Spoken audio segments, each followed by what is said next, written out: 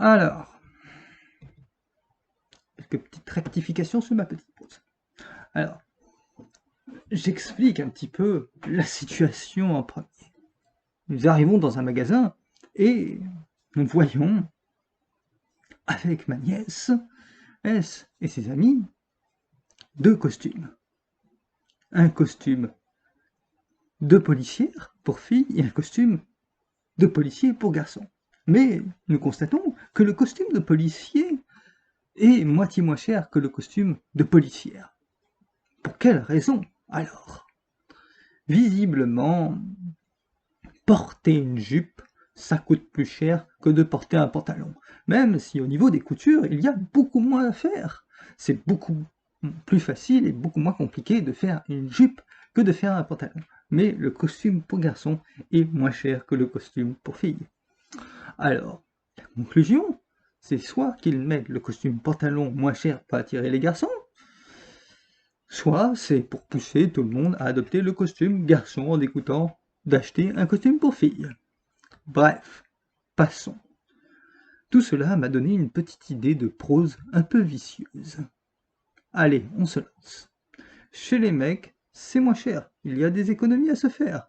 C'est par ici, les filles, que vous ferez vos affaires. Quelques rimes, tant qu'à faire, n'enlèvent en rien l'analyse dont cela a l'air. Les filles, vous coûtez trop cher. Demain, enlevez vos ovaires et adoptez la mode revolver.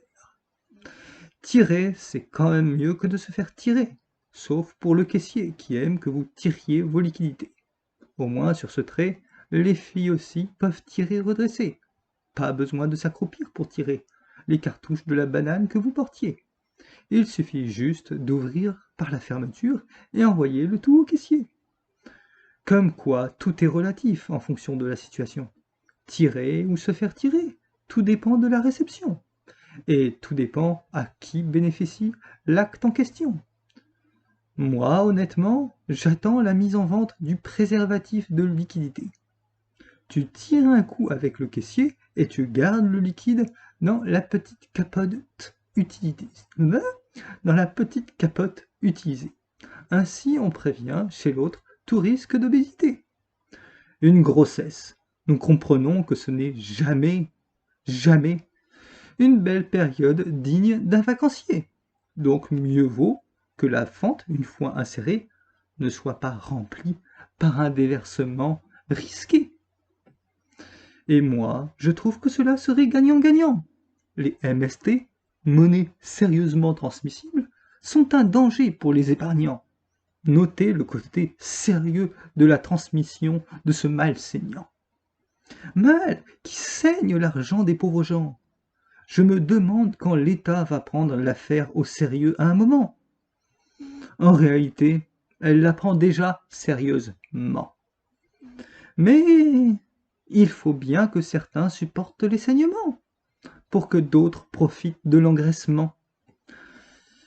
Parfois, je me dis que certains feraient bien de faire un régime périodiquement. Mais plus on est gros, plus on voit gros. C'est maladif, tristement. Moi, je demande pour quand, non pas un masque sanitaire, mais une capote monétaire. Pour faire taire le fracas de mon liquide quand je le perds, après avoir tiré un coup avec la caissière. Où je me sens coupable d'une perte alors que je ne voulais pas la satisfaire. Mes repères en branle ne font plus les fiers. Et j'aimerais éviter, comme tout prédateur qui n'en ont pas l'air, les conséquences de mes actions de consommateur de vide carte bancaire.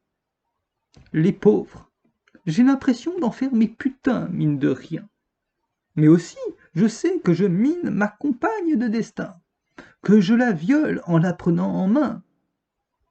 De ma main, sans délicatesse et autorisation de refus à mon entrain, elle ne peut que subir la violence de mes desseins et dégueuler le liquide à la toute fin.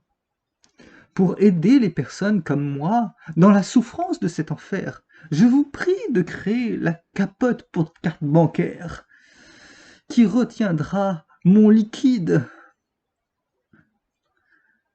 Et oui, c'est important pour mes économies, même si cela n'en a pas l'air, pour la caissière.